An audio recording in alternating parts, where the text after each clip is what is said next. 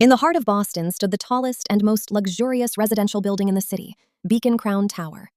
The 97-story glass skyscraper overlooked the Boston Harbor and shimmered like a diamond every night. On the top floor, in the largest penthouse apartment anyone had ever seen, lived a man named Mark Allen.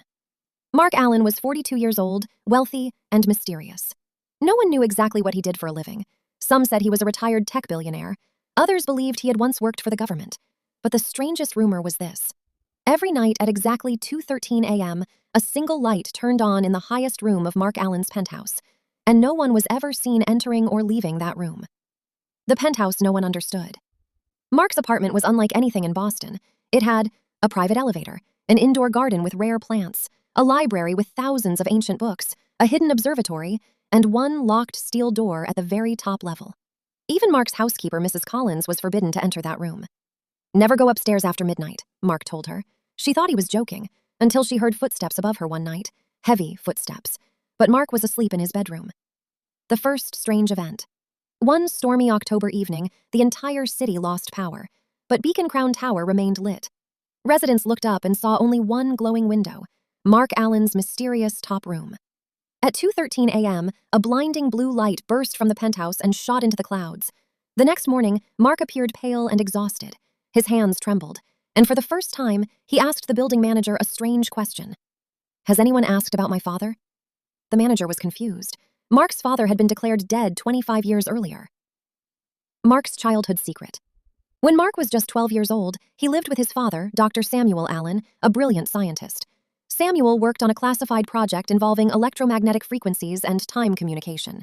He believed that under certain conditions, messages could be sent across time itself.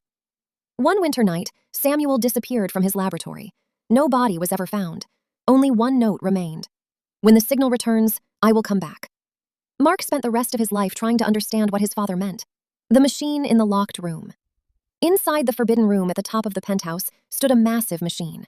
Copper coils covered the walls. Crystal tubes glowed with blue energy. Old clocks ticked in perfect synchronization. At the center was a chair connected to hundreds of wires. Mark had spent 20 years rebuilding his father's invention. He believed that every night at 2:13 a.m., a rare atmospheric resonance opened a brief channel through time, and he was trying to contact his father. The message. For years, the machine produced nothing but static. Then one night, the speakers crackled. A familiar voice whispered, "Mark, do not finish the experiment." Mark froze. It was his father. "Dad, where are you?" The answer came slowly. "Not where. When."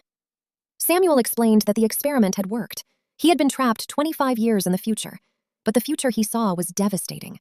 Boston was abandoned, Beacon Crown Tower was in ruins, and Mark's completed machine was the cause. The warning. Samuel's voice became urgent.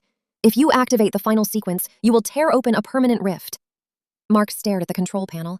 Only one button remained, a red switch labeled Final Synchronization. For decades, Mark had dreamed of bringing his father home. Now he faced an impossible choice: save his father or save the world. The visitor. Before Mark could decide, the penthouse lights flickered. The elevator opened. A man stepped out, older, worn, and identical to Mark. "I'm you," the stranger said, 30 years from now. Future Mark revealed the truth. He had ignored the warning. He had pressed the button. His father returned, but the resulting time fracture destroyed everything.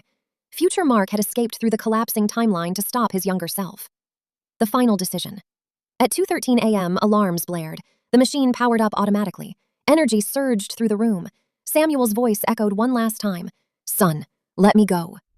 Mark looked at his father's old photograph. Tears filled his eyes. Then he pulled the emergency lever. The machine exploded in a burst of blue light. All the clocks stopped. The room went dark. Future Mark smiled with relief and vanished. The morning after. Residents of Beacon Crown Tower awoke to a silent building. The mysterious top room was gone. In its place was a simple glass sunroom. Mark Allen moved out 2 weeks later. He left no forwarding address. The penthouse was sold to another billionaire. But every October, during the strongest thunderstorm of the year, the new owners report a strange event. At exactly 2:13 a.m., a radio in the sunroom crackles to life, and a voice whispers, "Thank you, son."